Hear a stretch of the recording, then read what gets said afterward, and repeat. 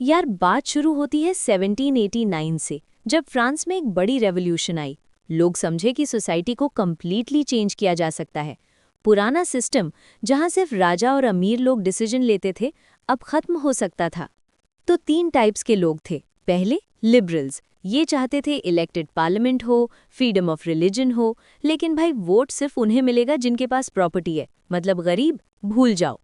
दूसरे थे रेडिकल्स, ये बोले कि नहीं भाई, वुमेन को भी राइट्स चाहिए, गरीब मजदूर को भी वोट मिलना चाहिए। और तीसरे थे कंजर्वेटिव्स, इन्हें चेंज से बहुत डर लगता था। कहते थे सब कुछ धीरे धीरे होना चाहिए, ट्रेडिशन मत तोड़ो। भाई 19वीं सेंचुरी में फैक्ट्रीज में काम करने वाले लोगों की हालत बहुत ख़राब थी। 12-15 घंटे काम, बहुत कम पैसे, ना कोई यूनियन ना कोई प्रोटेक्शन।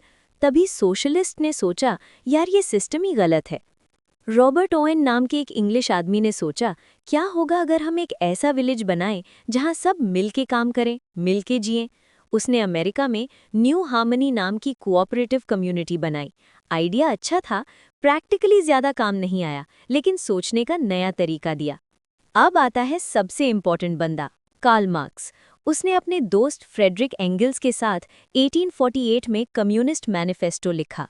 बोला सोसाइटी में 2 क्लास हैं, कैपिटलिस्ट जिनके पास फैक्ट्रीज हैं, और प्रोलेटेरिएट जो मजदूर हैं। और फेमस लाइन थी, workers of the world unite. Marks ने 1864 में फर्स्ट इंटरनेशनल बनाया, मतलब दुनिया के सारे मजदूरों को एक प्लेटफॉर्म पे लाना। फिर 1889 में सेकंड इंटरनेशनल आया। अब यूरोप के काफ़ी देशों में सोशलिस्ट पार्टीज बन गई थी, रेवोल्यूशन की हवा चल रही थी। चलो अब रशिया की तरफ चलते हैं। 1914 में वहाँ ज़ार निकोलस II का राजा था। एक ही आदमी का पूरा रशिया पे कंट्रोल। 85% लोग किसान थे, गरीब, भूखे, ज़मीन के लिए तरस रहे थे। ज़ार अपनी दुनिया में मस्त था, विंटर पैलेस में बैठा हुआ। गांव में किसान इतने गरीब थे कि उन्हें ज़मीन भी नसीब नहीं थी। शहर में फैक्ट्री मजदूरों की हालत और बुरी थी। 15 घंटे काम, यूनियन नहीं, प्रोटेस्ट नहीं कर सकते।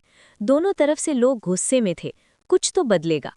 इसी बीच एक बंदा था, व्लादिमीर लेनिन। उसने बोल्शेविक्स नाम की पार्टी बनाई। इनकी सोच थी, रेवोल्यूशन के लिए एक टाइट, डिसिप्लिन्ड पार्टी चाहिए। दूसरी तरफ मेंशेविक्स चाहते थे ब्रॉड डेमोक्रेटिक पार्टी। लेनिन बोला, नहीं भाई, रेवोल्यूशन सीधा और फास्ट होगा। 22 जनवरी 1905, ब्लडी संडे। पेट्रोग्राद में मजदूर शांति से ज़ार के पास अपनी बात रखने जा रहे थे। हाथ में आइकन्स, बैनर्स, कोई वेपन नहीं। और ज़ार के सिपाहियों ने उन पे गोली चला दी। 100 से ज़्यादा लोग मर गए। पूरे रशिया में आग लग गई। इस घबराए हुए ज़ार ने अक्टूबर मैनिफेस्टो जारी किया।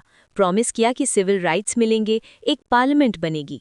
और लोगों ने पहली बार अपने सोवियट्स यानी वर्कर्स काउंसिल्स बनाए। ये एक नया आइडिया था, मजदूर खुद अपने रिप्रेजेंटेटिव चूज करेंगे। 1914 में रशिया वर्ल्ड वॉर 1 में कूद गया। और यार ये तो डिजास्टर था। 1917 तक 70 लाख से ज़्यादा रशियन सोल्जर्स मर गए या घायल हो गए। साथ में कोई राइफल नहीं, शूज़ नहीं, खाना नहीं। और ज़ार ने खुद आर्मी लीड करना शुरू किया। मतलब हर हारने का ब्लेम सीधा उसके ऊपर। वॉर की वजह से देश के अंदर हाल और बुरा हो गया। रोटी नहीं थी, प्राइसेस आसमानों पे, फैक्ट्रीज बंद, ट्रांसपोर्ट बर्बाद। 1916 तक रशिया की इकोनॉमी ऑलमोस्ट कोलैप्स हो गई थी। लोग सोच रहे थे कि ये ज़ार तो कुछ नहीं कर रहा, हमें खुद कुछ करना होगा।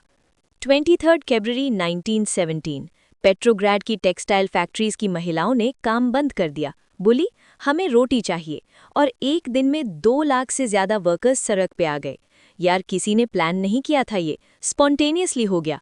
असली रेवोल्यूशन शुरू हो गई। ज़ार ने आर्मी को हुक्म दिया, गोली मारो। लेकिन क्या हुआ? सोल्जर्स ने मना कर दिया, क्योंकि वो भी उसी गरीब मजदूर किसान फैमिली से आए थे। वो भी भूखे थे, वो भी थके हुए थे। और उन्होंने गन नीचे रख के लोगों के साथ खड़े हो गए। गेम ओवर ज़ार भाई। 2 मार्च 1917, ज़ार निकोलस II ने एब्डिकेट कर दिया।